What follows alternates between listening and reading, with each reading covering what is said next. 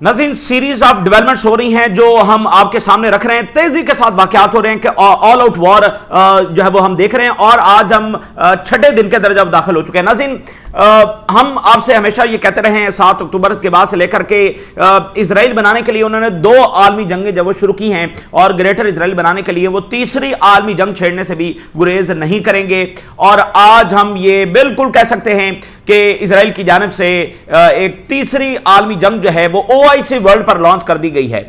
دیکھیے بات یہ ہے کہ اسرائیل نے چائنا پر جا کر جنگ لانچ نہیں کرنی ہے، اسرائیل نے جا کر رشیا پر جنگ لانچ نہیں کرنی ہے۔ گریٹر اسرائیل بنانے میں چائنا اور رشیا رکاوٹ نہیں ہے، OIC ورلڈ رکاوٹ ہے۔ انہوں نے چائنا اور رشیا کے لینڈز کے اوپر جو ہے وہ گریٹر اسرائیل نہیں بنانا ہے، OIC عرب لینڈ کے اوپر جب انہوں نے گریٹر اسرائیل بنانا ہے تو OIC ورلڈ کے اوپر انہوں نے ایک عالمی جنگ کا آغاز کر دیا۔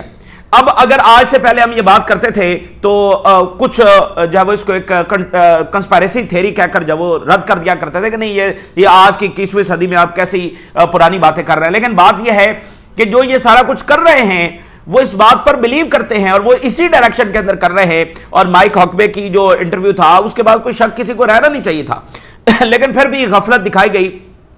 اور ابھی تو آپ دیکھیے امریکی میڈیا کی آج بھرمار ہے ان رپورٹس کی کہ جس میں وہ خود بتا رہے ہیں کہ کیسے ان جنگوں کو کروسیڈ وارز قرار دیا جا رہا ہے۔ جو پیٹی ہیجسن صاحب ہیں، پینٹاگن جو چیف ہے، وہ بتا رہا ہے کہ یہ کروسیڈ وارز ہیں وہ ہم نے لانچ کر دیا، اور یہ آرمیگاڈون ہے۔ آرمیگاڈون اس جنگ کے یعنی یہ ان کے جو ان کا نظریہ ہے اس میں یہ ہے کہ آرمیگاڈون ایک دنیا کی سب سے بڑی جنگ ہوگی، اور اس کے بعد جیزس جب وہ آئیں گے جو ان کا سارا معاملہ ہے، ٹھیک ہے نا۔ تو انہوں نے اپنی طرف سے وہ جنگ لانچ کر دی ہے، اور OIC ورلڈ کے پر یہ جنگ جب لانچ کی گئی ہے۔ اچھا اب میں پورا OIC ورلڈ کا نقشہ آپ کے سامنے، یہ جو ہم بات کر رہے ہیں یہ اس کا پورا نقشہ میں آپ کے سامنے کھینچنے جا رہا ہوں کہ تمام OIC ممالک کو کیسے ڈریگ کیا جا رہا ہے، اور ان کی ہڈی پسلی توڑنا ان کا بنیادی مقصد ہے کہ وہ لڑ کر اور ان پر بم گرا کر ان کو اتنا کمزور کر دیا جائے کہ وہ کسی جوگے نہ رہے، وہ اسرائیل کے راستے میں کوئی رکاوٹ نہ ڈال سکے، ٹھیک ہے نا۔ جو OIC ورلڈ کی بڑی طاقتیں ہیں وہ مڈل ایسٹ کے اندر ہی ایگزسٹ کرتی ہیں نا، تو ان سب کو ڈریگ کیا جا رہا ہے اور ان سب کو تباہ و برباد کیا جا رہا ہے۔ اچھا امریکہ کے لیے ایز اے سپر پاور یہ ایک ڈیسائسو وار ہے۔ ڈیسائسو وار اس طرح سے کہ اگر امریکہ اس جنگ میں شکست کھاتا ہے تو پھر اس کا سپر پاور سٹیٹس جب وہ ختم ہو جائے گا، اس کو ہیوج اکنامک کاسٹ بھی چکانا پڑے گی، اور اس کے بہت بڑے اثرات امریکی سیاست کے اوپر بھی آئیں گے، اور امریکہ دوبارہ اس طرح سے اس پوزیشن میں نہیں رہے گا کہ وہ جا کر جب وہ کوئی جنگ لانچ کر سکے، بہت یہ کمزور پڑ جائے گا، اور ایک اونلی سپر پاور کا سٹیٹس اس کا ختم ہو جائے گا۔ یہ بات تو بالکل طے ہو چکی ہے۔ تو جس جنگ میں ٹرمپ نے اپنے آپ کو دھکیلا ہے اور زائنسٹوں کی اس ٹریپ کے اندر آ گیا ہے، تو یہ ایک ڈیسائسو وار ہے فار امریکہ۔ اگر وہ اس میں اپنے اہداف حاصل کرنے میں کامیاب ہو جاتے ہیں اور ایران کو ڈسٹرائے کر دیا جاتا ہے، ایران آگے سے ریٹیلیٹ نہیں کر پاتا ود ان ڈیز۔ ویسے جو اسرائیلی میڈیا کی ابھی خبر آ رہی ہے، انہوں نے یہ کہا ہے کہ 24 گھنٹوں کے اندر ایران کی میزائل اور ڈرونز ختم ہو جائیں گے اور یہ ریٹیلیٹ نہیں کر سکے گا۔ وہ تو پتہ چل جائے گا 24 گھنٹوں میں ایران کر سکتا ہے، یعنی وہ تو عملاً پھر سارا سب کچھ جب سامنے آ جائے گا۔ لیکن اگر مثال کے طور پہ ٹرمپ کامیاب ہو جاتا ہے، امریکہ کامیاب ہو جاتا ہے، تو پھر نیتنیاہو اور ٹرمپ بیٹھ کر مڈل ایسٹ کا سارا میپ جو ہے وہ ریڈرا کریں گے، بارڈرز بھی ری ڈیفائن کیے جائیں گے، سب کی جو حیثیت ہے اور سب کے اوپر جو فارن پالیسی ہے وہ تل اویو جب وہ بیٹھ کر چلائے گا، اور اسرائیل بتائے گا کہ لبنان میں ان کا بارڈر کہاں تک جاتا ہے، سیریا میں ان کا بارڈر کہاں تک جاتا ہے، جارڈن میں کہاں تک جاتا ہے، اور مصر میں کہاں تک جاتا ہے۔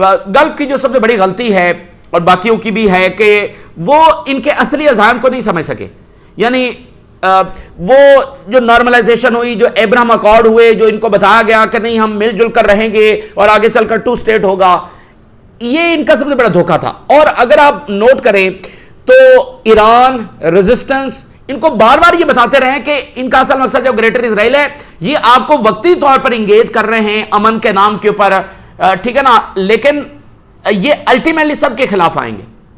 آپ اس بات سے اندازہ لگائیں کہ اسرائیل نے آج تک اپنے بارڈرز ڈیفائن نہیں کیے، کیا مقصد ہے پیچھے؟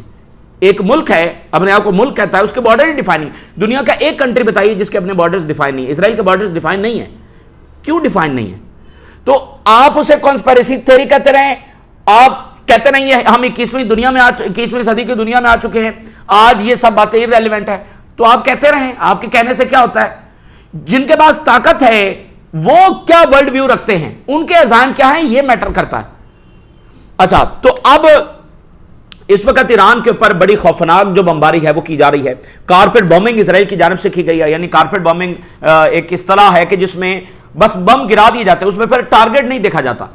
کابل میں اور بغداد کے اندر کارپیٹ بومنگ جب وہ کی گئی تھی, یعنی کہ آسمان سے بم برس رہا ہوتا ہے, جیسے کارپیٹ کور کر لیتا نا ہر چیز کو, تو اسی طرح یہ کارپیٹ بامنگ ایک اصطلاح ہے کہ مثال کے طور پہ تہران پہ اس وقت ہو رہی ہے, تو تہران پہ انڈسکریمنیٹنگ بامنگ ہو رہی ہے کہ یہ نہیں کہ یہ کس جگہ پر بم جا کر گر رہا ہے. غزہ پر بھی کارپیٹ بامنگ ہوئی ہے کہ آگے جا کر مثال ہسپتال پر گرے گا, اسکول پر گرے گا, یو این بلڈنگ پر گرے گا, سویلین کے ٹینٹس پر گرے گا, اس سے کوئی فرق نہیں پڑتا ہے. تو ہم نے کارپیٹ بامنگ کہاں دیکھی؟ ادھر کابل میں دیکھی, بغداد میں دیکھی, اور اب ہم جو ہے وہ تہران کے اندر دیکھ رہے ہیں, اور بھی بہت ساری جگہوں پر ہوئی ہے. تو بڑے رuthless طریقہ کار وہ استعمال کر رہے ہیں, کیونکہ ایران جو ریٹیلیٹ کر رہا ہے, ایران جو ان کو نقصان پہنچا رہا ہے, یہ ان کے لیے آؤٹ آف دا باکس تھا کہ بھئی ایران اتنا کیسے ریٹیلیٹ کر لے گا, ایران ان کو اتنا کیسے نقصان پہنچا لے گا. تو وہ شدت اور بڑھا رہے ہیں, وہ ظلم اور زیادہ بڑھا رہے ہیں, اور اب وہ جو اگلا ruthless ٹول استعمال انہوں نے کرنا شروع کر دیا ہے وہ ہے کرد فیکٹر. ابھی سحری کے قریب تقریباً یہ خبر آئی, اور فاکس نیوز نے سب سے پہلے یہ خبر دی کہ, یعنی آج صبح سحری کے ٹائم یہ خبر آئی ہے, اور فاکس نیوز نے یہ خبر دی کہ ہزاروں جو کرد ہیں انہوں نے اٹیک لانچ کر دیا ہے ایران پر, جو عراقی کرد ہے. ایران اور عراق کا جو بارڈر ہے اس میں ایک ریجن ہے عراقی کردستان. یہ عراق وار کے بعد عراق کو جو کئی حصوں میں تقسیم کیا گیا, تو اس میں عراقی کردستان ایک اٹانومس ریجن ہے جس میں کرد رہتے ہیں, اور ان کی پھر ایک حکومت بھی وہاں پر قائم ہے. اور وہ امریکہ اور اسرائیل سارا ان کی مرضی کے ساتھ. تو یہ عراقی کردستان میں امریکی فیسلٹیز ہیں اور سارا یہ ان کو سپورٹ کرتا ہے. تو جو عراق میں بیٹھے ہوئے کرد ہیں ان کو کہا گیا ہے کہ آپ لانچ کریں اٹیک ایران کے اوپر. اچھا, اس سے پہلے کیا ہوا ہے کہ ٹرمپ نے ڈائریکٹلی جو کردش لیڈرشپ ہے اس کے ساتھ ڈائریکٹلی کئی فون کالز کی ہیں, جو شام کے کرد ہیں, جو عراق کے کرد ہیں, اور جو ایران کے کرد ہیں. یعنی عراق کے بارڈر کی طرف, عراق کی طرف جو کرد بیٹھے ہوئے نا, تو جو ایران کا بارڈر ہے اس کی دوسری طرف بھی کرد ہی بیٹھے ہوئے ہیں.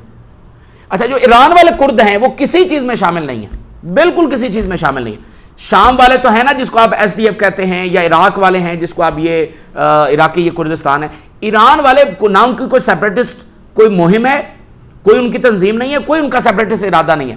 ان کو بھی ٹرمپ نے کال کی ہے.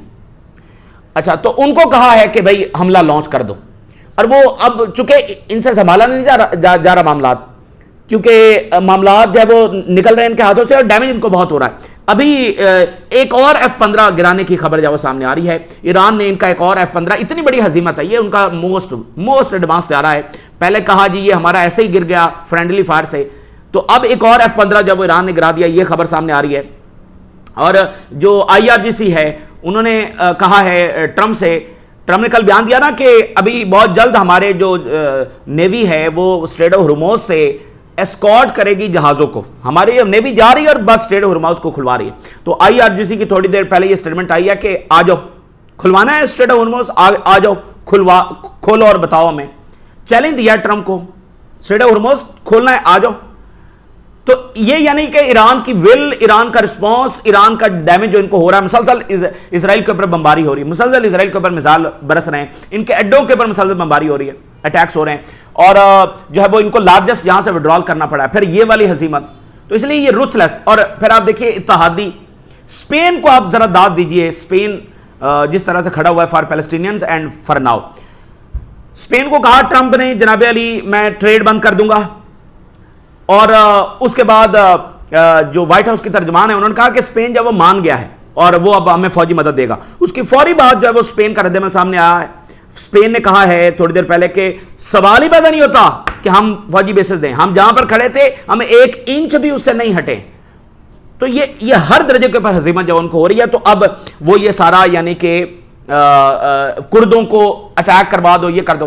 اچھا, یہ خبر فاکس نیوز نے دے دی کہ کردوں نے thousands آف کرد نے اٹیک لانچ کر دیا.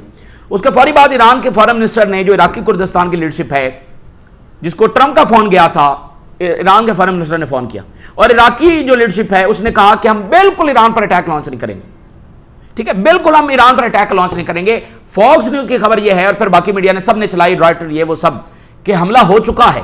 اچھا, تو ابھی اس خبر کو کافی گھنٹے ہو گئے ہیں, تو ابھی تک حملہ ایران پر نہیں ہوا ہے, لیکن تیاری مکمل ہے کہ کردوں سے جو حملہ ہے وہ کروایا جائے. اب میں جو آپ کو کہہ رہا ہوں نا کہ پوری OIC ورلڈ پر یہ ایک عالمی جنگ ہے جو نتنیاہو نے لانچ کی ہے. یہ زائنسٹوں نے ایک عالمی جنگ ہے جو OIC ورلڈ پر لانچ کیا. بلا وجہ بات نہیں کر رہے ہیں, یہ سب اب ہم اپنی کھلی آنکھوں سے دیکھ سکتے ہیں, اور اگر آپ تھوڑا سا غور کریں تو آپ بھی دیکھ سکتے ہیں. تھوڑی دیر پہلے کیا خبر سامنے آ رہی ہے کہ ایتھوپیا نے سوڈان کے خلاف ملٹری کاروائیاں شروع کر دی ہیں. ایتھوپیا اور سوڈان کے اچھے تعلقات ہیں, لیکن ابھی ایتھوپیا سے کون ہو کر آ رہا ہے؟ اسرائیل کا صدر ہو کر آ رہا ہے. اس جنگ کے شروع ہونے سے ایک ہفتہ قبل اسرائیلی صدر ایتھوپیا میں تھا, اور اس سے پہلے اردگان ایتھوپیا میں تھے, اور ایتھوپیا کو وارن کر کے آئے ہیں کہ یہ جو صومالی لینڈ اور یہ سارا کھیل کھیل رہے ہو نا, یہ مناسب نہیں اور یہ نہیں چلنے دیں گے ہم. تو اس سے پہلے چائنا کے فارن منسٹر ایتھوپیا گئے. تو ان دونوں وزٹ کے بعد آخر میں اسرائیلی صدر گیا ہے, چونکہ اسرائیل کا پریشر اور ایک گلف ملک کا پریشر تھا ایتھوپیا پر کہ صومالی لینڈ کو ریکگنائز کرو. تو ایتھوپیا نے, جس کے اچھے تعلقات ہیں سوڈان سے, اور سوڈان جو آلریڈی حالت جنگ میں ہے, اور اب وہاں پر یہ ہو رہا تھا کہ جو فتح البرہان ہے, جن کو سعودی عربیہ, ترکی, مصر, یہ سارے ملک سپورٹ کرتے ہیں, ان کی جو کنٹرول ہے وہ ہو رہا تھا, یعنی جنگ تھمنے والی تھی سوڈان کے اندر. تو ایتھوپیا نے ملٹری کاروائیاں شروع کر دی ہیں, یہ ابھی خبر سامنے آ رہی. تو یعنی افریقی جو OIC ممالک ہیں وہ بھی جنگوں میں ڈریگ ہو رہے ہیں.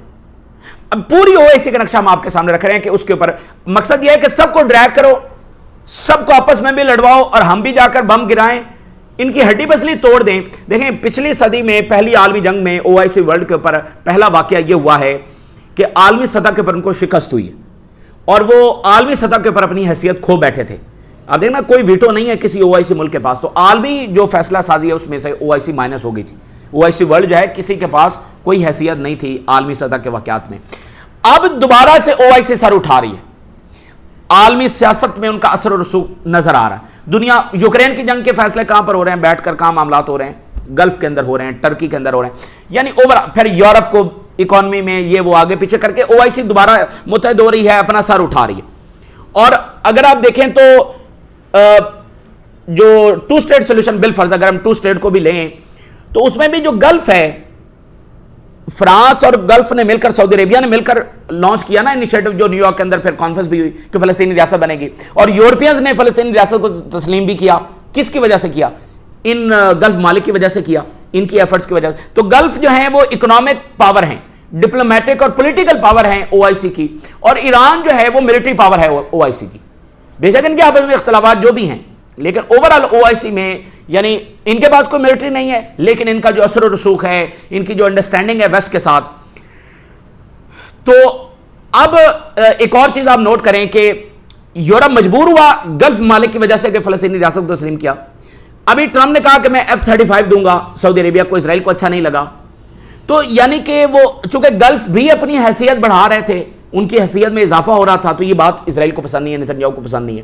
اور یہ بات کہ امریکہ کہہ رہا ہے کہ اب ہماری مجبوری ہے کہ ہم F-35 ان کو دیں گے, اور یورپینز کہہ رہے ہیں کہ ہماری مجبوری ہے کہ جو ہے وہ ہمیں فلسطینی ریاست کو تسلیم کرنا ہے کیونکہ ہمیں گلف کے ساتھ آگے چلنا ہے. تو اس طرح سے انہوں نے گلف کو بھی یعنی کہ ڈیمیج کرنے کی یہاں پر کوشش کی. آپ دیکھیں نا آئل انفراسٹرکچر کے اوپر اٹیکس ہو رہے ہیں, یہ ہو رہا ہے, وہ ہو رہا ہے, موساد جو ساری ایکٹیو ہے. اور ایران پر حملہ کرنے کا مطلب یہ تھا کہ یہ طے تھا کہ ایران نے امریکی بیسز کو نشانہ بنانا ہے. دیکھیں امریکہ کبھی بھی اس ملک پر اٹیک نہیں کرتا جس کے میزائل یا حملہ اس کے مین لینڈ تک پہنچ سکے. یہ امریکہ کی نیشنل سیکورٹی کی ڈیفینیشن ہے. وہ چائنا روس پر کبھی حملہ نہیں کرتا جس کے میزائل وہاں تک پہنچ سکے, ابھی نارتھ کوریا پر بھی نہیں کر رہا. تو اگر اس نے گلف ممالک کی سیکورٹی کی ذمہ داری لی تھی, تو جو نیشنل سیکورٹی وہ اپنے لیے سمجھتا ہے, یہی نیشنل سیکورٹی وہ گلف کے لیے کیوں نہیں سمجھتا ہے کہ کسی ایسے ملک پر اٹیک نہ کیا جائے جس کے میزائل گلف تک پہنچ سکے. اور جب وہ ملک بار بار وارن بھی کر رہا ہے کہ یہ ہوگا, اور ایران کے لیے یہ کرنا کیوں ضروری تھا؟ کیونکہ امریکہ کو ایسا ڈنٹ ڈالنا ہے, اور پچھلی ویڈیوز میں ہم بتا چکے ہیں کہ جو اکنامک ساری ان کی ہل گیا ہے, اور ابھی مزید اکنامک امپائر ایران نے ہلانا ہے. تو ایران کے لیے وہ اٹیکس کرنے اس لیے ضروری تھے. اچھا, تو دیکھیں جو زائنسٹ ہے, جو نتنیاہو ہے, جو اسرائیل, ان کا مقصد تو کسی کے حق میں نہیں ہے نا, وہ نہ ویسٹ کے تادی ہیں نہ ایسٹ کے تادی ہیں. تو وہ ویسٹ کو استعمال کر رہے ہیں ایسٹ کو اور OIC کو تباہ کرنے کے لیے. اور پھر بعد میں اچھا جب OIC تباہ ہو رہا ہوگا تھرو ویسٹ, تو ویسٹ بھی تو کمزور پڑ رہا ہوگا. سو یہ کائنڈ آف ان کی اسٹریٹجی ہے. اب کردوں کا معاملہ لے لیں. کردوں کے آنے کا کیا مطلب ہے؟ اگر کرد یہ حملہ کر رہے ہیں تو اس کا کیا مطلب ہے؟ اس کا مطلب یہ ہے کہ یہ سب سے بڑا اقدام ہے اگینسٹ ٹرکی. چونکہ نتنیاہو کہہ چکا ہے نا سنی ایکسس کے خلاف اب اگلی ہماری جنگ ہوگی. تو سنی ایکسس کا لیڈر کون ہے؟ ٹرکی. ٹرکی کو وہ اسی جنگ میں نمٹا دینا چاہتے ہیں. کردوں کا سب سے بڑا جو نقصان ہے، جو مسئلہ ہے، وہ ترکی کو ہے. ایس ڈی ایف پی کے ترکی بڑی مشکل سے ان کو سنبھالنے میں کامیاب ہو رہا تھا. پی کے کا آپ نے سنا کہ وہ ہتھیار ڈال رہے ہیں، یہ سارا کچھ کر رہے ہیں. ایس ڈی ایف معاہدہ کر رہی ہے، ان کو دوبارہ سے کہا جا رہا ہے، پیسہ بھی دے رہے ہیں، ہتھیار بھی دے رہے ہیں، کھڑے ہو جاؤ. عراق کے کرد، ایران کے کرد، یہ سب تو کرد آ گئے تو ٹرکی سمجھ لے کہ اس میں ڈریگ ہو گیا، وہ ڈسٹیبلائز ہوا، وہ ڈیمیج ہوا، وہ اس میں متاثر ہوا. تو جہاں بھی یعنی کردوں والا معاملہ ہوگا تو سمجھے اس میں شام بھی آ گیا، اس میں عراق بھی آ گیا، اس میں ایران بھی آ گیا، اس میں ترکی بھی آ گیا. ٹھیک ہے، تو گلف ڈریگ ہو گئے جنگ کے اندر. عراق، شام، اچھا شام اب دیکھ رہا دوبارہ سے سنبھل رہا، دوبارہ سے کوشش ہو رہی ہے، اسٹیبلائز کرنے کی کوشش ہو رہی ہے.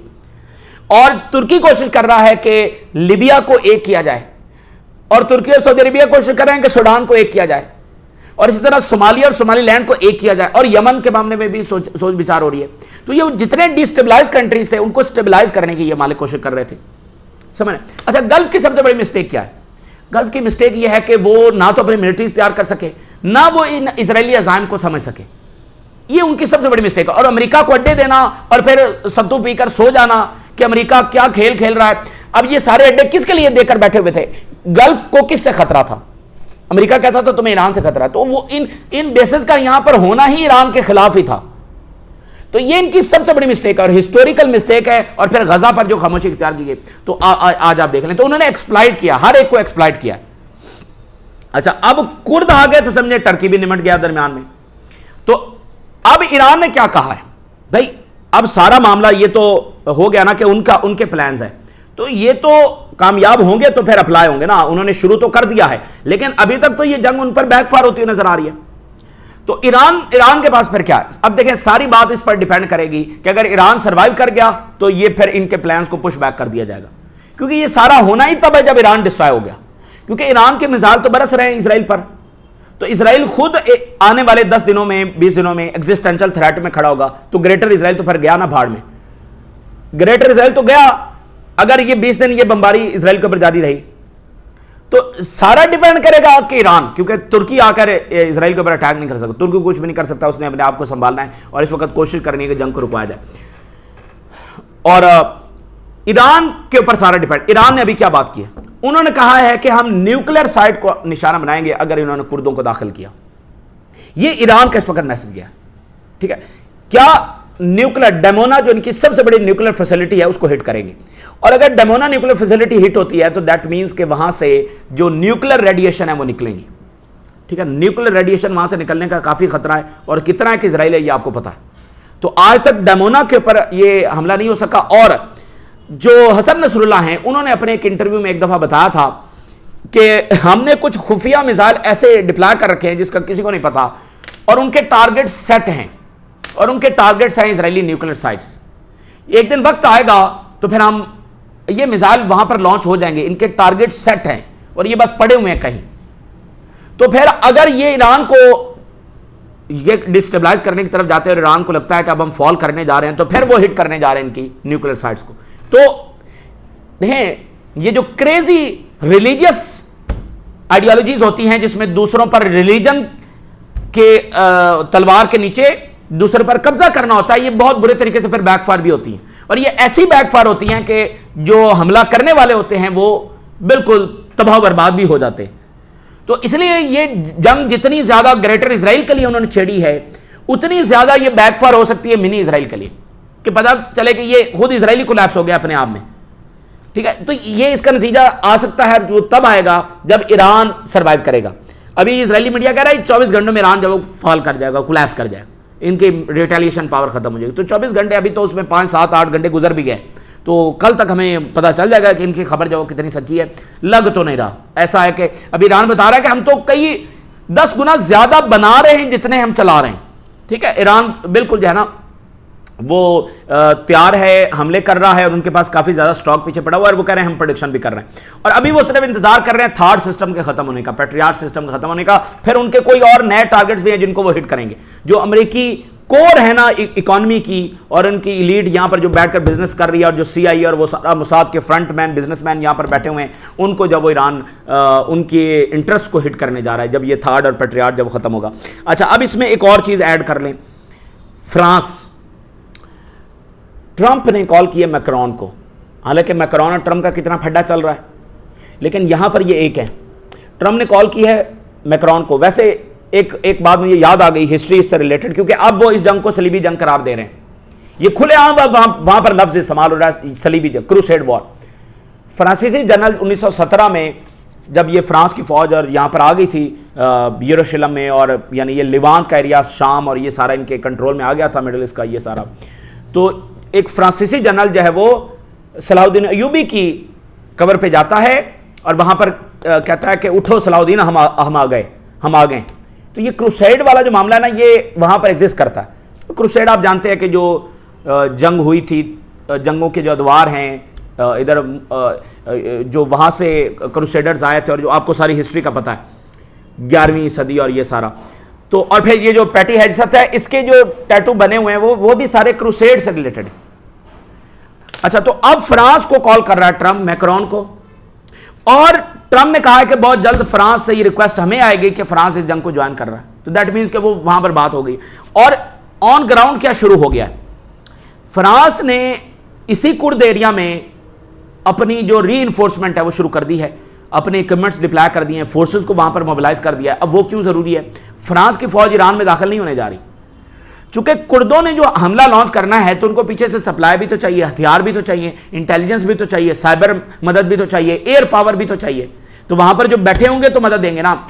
ایس ڈی ایف اگر لڑ رہی تھی تو وہاں پر امریکی بیسز تھی، تو ایس ڈی ایف لڑ رہی تھی نا. تو یہ وہاں پر ان کی پریزنس ہوتی ہے جہاں پر یہ جنگ لانچ کرنی ہوتی ہے. تو اب فرانس بھی وہاں پر آ گیا اور امریکہ آلریڈی وہاں پر موجود ہے. تو یہ اس انداز کے اندر. تو اب یہ بڑا مشکل ترین ٹائم. اچھا، آذربائیجان کی فوج کھڑی ہے اس وقت ایران کے بارڈر کے اوپر. یہ خبر جو اس وقت آ رہی ہے کہ آذربائیجان کی فوج آ گئی ہے ایران کے بارڈر کے اوپر. اس کی بہت ساری وجوہات ہیں، کیونکہ یہاں پر جو ایتھنیسٹی ہے اس کو بھی ایکسپلائٹ کیا جا رہا ہے جو ایران آذربائیجان بارڈر کے اوپر ہے، کہ ان کو سیپریٹسٹ اور اٹیک جو ہے وہ شروع کروائے جائیں. اور آذربائیجان کے اندر اسرائیلی پریزنس ہے اور امریکی پریزنس ہے، اور ایران جو ہے وہ آذربائیجان میں اسرائیلی سفارت خانوں کو اور باقی انٹرسٹ کو ہٹ کر سکتا ہے. تو یہ آذربائیجان بھی اس میں ڈریگ ہو گیا. اور پاکستان اور افغانستان کا پھڈا آپ کے سامنے وہ چل رہا ہے، اور اسرائیلی جہاز جو ہے وہ پاکستان کے بارڈر کے قریب فلاح کرتے رہے. اور پاکستان کو ویسے بھی اوپنلی اب ان کے بیانات آ رہے ہیں، جو انہوں نے کہا نا کہ ٹرکی اب اگلا ہمارا نشانہ ہے، تو انہوں نے پاکستان کو بھی اس میں کہیں نہ کہیں شامل کر لیا تھا. ٹھیک ہے نا. اور تو یہ آپ مجھے بتائیں کہ بچہ OIC کا بچہ کیا ہے؟ تو یہ سب کے سب تو وہ ڈریگ کرنے کی کوشش کر رہے ہیں. تو اس لیے اب ضرورت اس امر کی ہے کہ جیسے ہمارا میڈیا ہے وہ ستو پی کر سویا ہوا ہے، وہ ہمیں یہ کہانیاں سنا رہا ہے، وہ جیمز بانڈ کی، کہ جناب وہ جو ہے وہ سپریم لیڈر کو کیسے CIA اور موساد نے سالوں تک ٹریک کیا. انہوں نے جناب ٹریفک سگنلز کو یہ جو ہے وہ کیا ہوا تھا، ہیک کیا ہوا تھا، ایک ایک موومنٹ پر نظر رکھی جا رہی ہے. وہ ہمیں یہ کہانیاں سنا رہا ہے. جو ویسٹرن میڈیا چھاپتا ہے اس لیے ہے کہ بتایا جا سکے کہ انہوں نے کتنا تاریخی آپریشن جو وہ کیا ہے. اور یہ نہیں بتا رہا ہمارا میڈیا کہ سپریم لیڈر آخری وقت تک، اور ان کو بتایا جاتا رہا کہ بھئی آپ یہاں سے لیو کر جائیں، وہ نہیں لیو کیے. یہ بتائیں نا. تو بات یہ ہے کہ پہلے تو اس سازش کو سمجھا جائے، اس کو کنسپیریسی تھیری سمجھ کر سائڈ پہ نہ ڈال دیا جائے. اور اب جب حملے لانچ ہو چکے ہیں ہر OIC ملک پر، اس کو ڈریگ کیا جا رہا ہے ایک دوسرے کے خلاف اور ان پر ڈائریکٹ بمباری کی جا رہی ہے. تو ابھی بھی اگر اس کو کنسپیریسی تھیری کو سمجھنے کی غلطی کرے گا تو پھر جنگیں تو ان پر لانچ ہو چکی ہیں. تو یہ جنگ ڈیسائسو ہے کہ یا تو پھر ایران اور OIC ممالک طاقتور ہو کر ابھریں گے، یہ گلف بھی طاقتور ہو کر ابھر سکتے ہیں. یہ کوئی ایسا معاملہ نہیں. ابھی تک ایران نے صرف بیسز پر ہی اٹیک کیا. تو اگر یہ اسرائیل کی جو اس کی سازش ہے اس کا حصہ نہ بنے اور ایران پر حملہ لانچ نہ کرے، تو ان کو تو سب سے بڑا سبق مل گیا ہے کہ امریکہ پر ہم انحصار نہیں کر سکتے. اور جو اسرائیل ہمیں پٹو پڑھا رہا تھا کہ ابراہیم اکور کر لو، یہ کر لو، یہ سب ڈرامہ ہے. یہ زیادہ طاقتور ملک بن کر ابھر سکتے ہیں جو سب سے بڑا سبق سیکھ کر اوپر آئیں گے کہ امریکہ کے اوپر ٹریلینز نہ لگاؤ اور ان کے اوپر اکتفا مت کرو، خود اپنی طاقت خود بناؤ. یہ سب طاقتور ہو کر بھی ممالک اس میں سے ابھر کر سامنے آ سکتے ہیں اگر یہ صحیح ڈائریکشن میں گئے.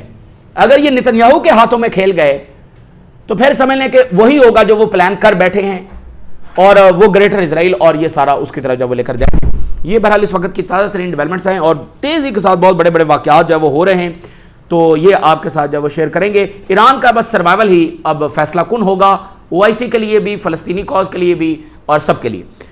آپ نے راز آگاہ کریں, اجازت دیجیے, اللہ حافظ.